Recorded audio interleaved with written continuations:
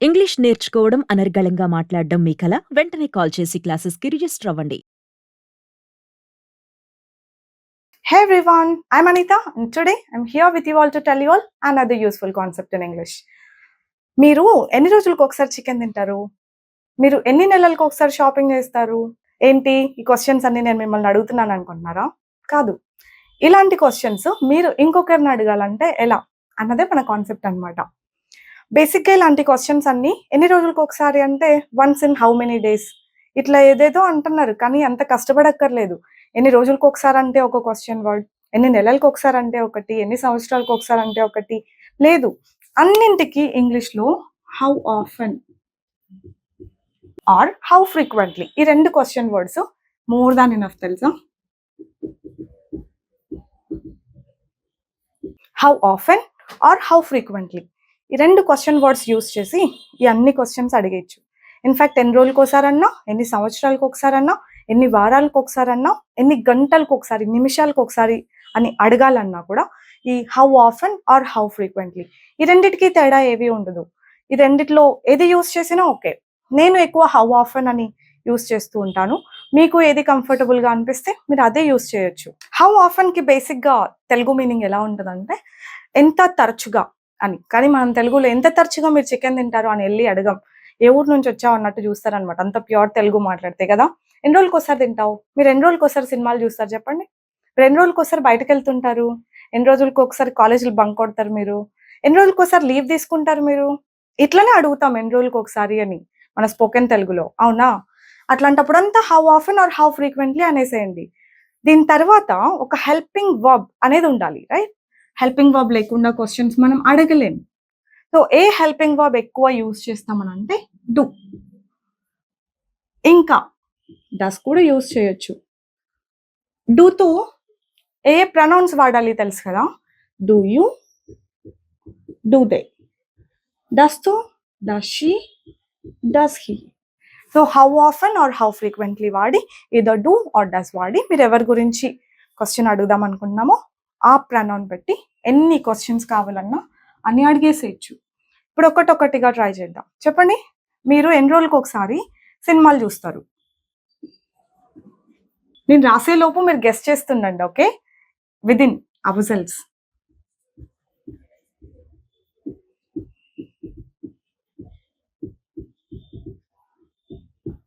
How often do you watch movies అని అడగాలి. How often do you watch movies? ఎంత తరచుగా మూవీలు చూస్తారు? చెప్పాను గదా! ఎంత తరచుగా అని మనం తెలుగులో వాడమని. ఏమో మా ఊర్లో అనంతపూర్‌లో అయితే యూజ్ చేయం. ఎన్ని రోజులకోసారి చూస్తావని అంటాం.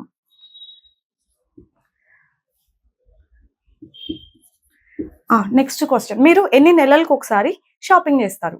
నేను రాసేలోపు గెస్ చేసేసేయండి. How often do you shop అని అడుగుతాం. How often do you shop? How often do you do shopping అని మీరనుంటే అది కూడా okay. How often do you do shopping? ఎందుకంటే షాప్ అన్నదే వర్బ్ కదా! వై మళ్ళీ డూ షాపింగ్ ఇదంతా అక్కర్లేకుండా నేను ఇది డైరెక్ట్‌గా వర్బ్‌గా వాడేశాను. How often do you shop? More than enough. మీరు ఎన్ని సంవత్సరాలకొకసారి ట్రిప్స్‌కెళ్తారు? రైట్? అప్పుడు కూడా హౌ ఆఫెనే.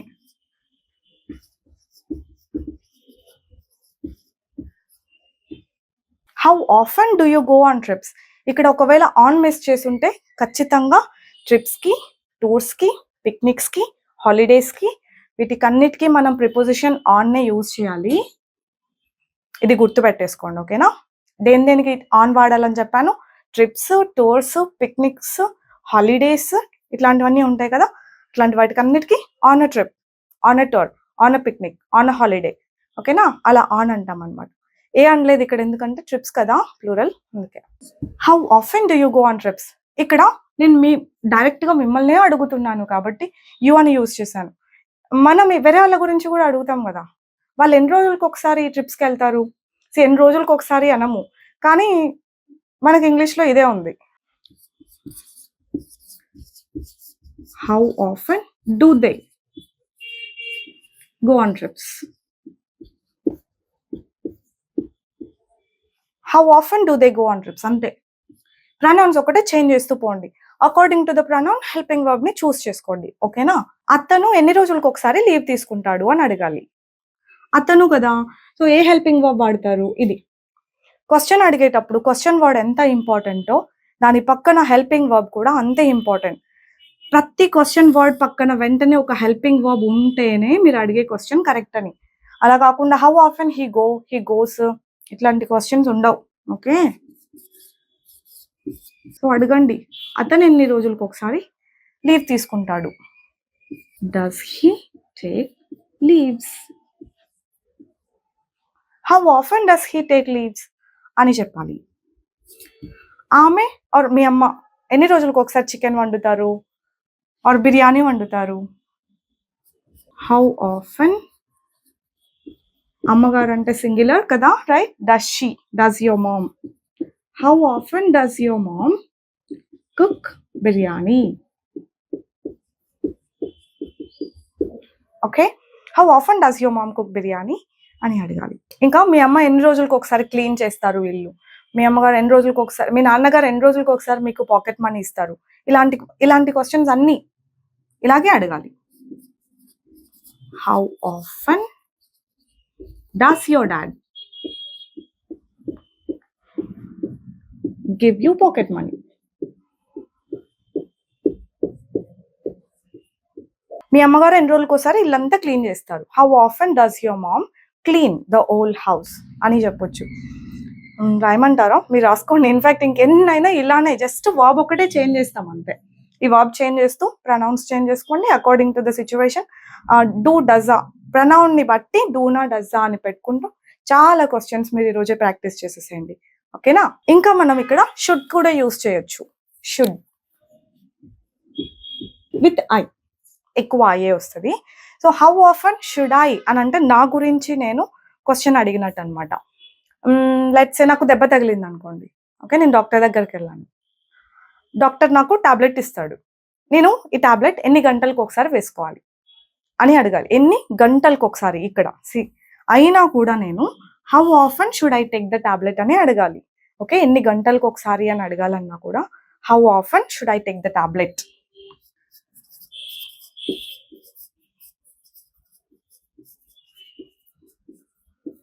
Are medicine. ఓకే, చేతికి దెబ్బ బ్యాండేజ్ చేశారు అనుకోండి, నేను ఇది క్లీన్ చేసుకుంటా ఉండండి అప్పుడప్పుడు అంటారు. ఎన్ని రోజులకు ఒకసారి క్లీన్ చేసుకోవాలి ఆర్ ఎన్ని గంటలకు ఒకసారి క్లీన్ చేసుకోవాలి? Same question, how often should I clean it? Should I నా గురించి నేను అడుగుతున్నాను, రైట్? సో అందుకనేసి అనమాట క్వశ్చన్ ఇలా ఉండాలి. అప్పుడు how often should I change it? How often should I clean it? How often should I visit you? Should I contact you? Contact అనొద్దండి, విజిట్ అనొచ్చు, కన్సల్ట్ అనొచ్చు. How often should I consult you? ఎన్ని రోజులకు ఒకసారి మిమ్మల్ని consult అవ్వాలి? ఎన్ని రోజులకు ఒకసారి చేంజ్ చేసుకోవాలి? ఎన్ని రోజులకు ఒకసారి క్లీన్ చేసుకోవాలి? ఎన్ని గంటలకు ఒకసారి మెడిసిన్ వేసుకోవాలి? ఇలాంటి నా గురించి నేను క్వశ్చన్స్ అన్ని ఇలా అడగొచ్చు. ఓకేనా? ఎక్కువ డూ, డస్, షుడ్ యూస్ చేస్తాం. ఇవి యూస్ చేస్తాం అన్నాను కదా అని ఇంకేవి యూస్ చేయమని కాదు, ఎక్కువ ఇవి యూస్ చేస్తాం. ఓకే కదా అండి? ఇంక ఇప్పటి నుండి ఎన్ని రోజులకు ఒకసారి అంటే once in how many days, ఎన్ని నెలలకు ఒకసారి అంటే once in how many months, ఇలా మాత్రం అడగొద్దు. యాజ్ ఐ సెడ్, నాకు ఎక్కువ హౌ ఆఫెన్ కంఫర్టబుల్గా ఉంటుంది కాబట్టి నేను ఇదే యూస్ చేస్తాను. మీరు హౌ ఫ్రీక్వెంట్లీ అని కూడా యూస్ చేయొచ్చు, మీనింగ్ అస్సలు చేంజ్ ఉండదు, ఏది యూస్ చేసినా ఓకే.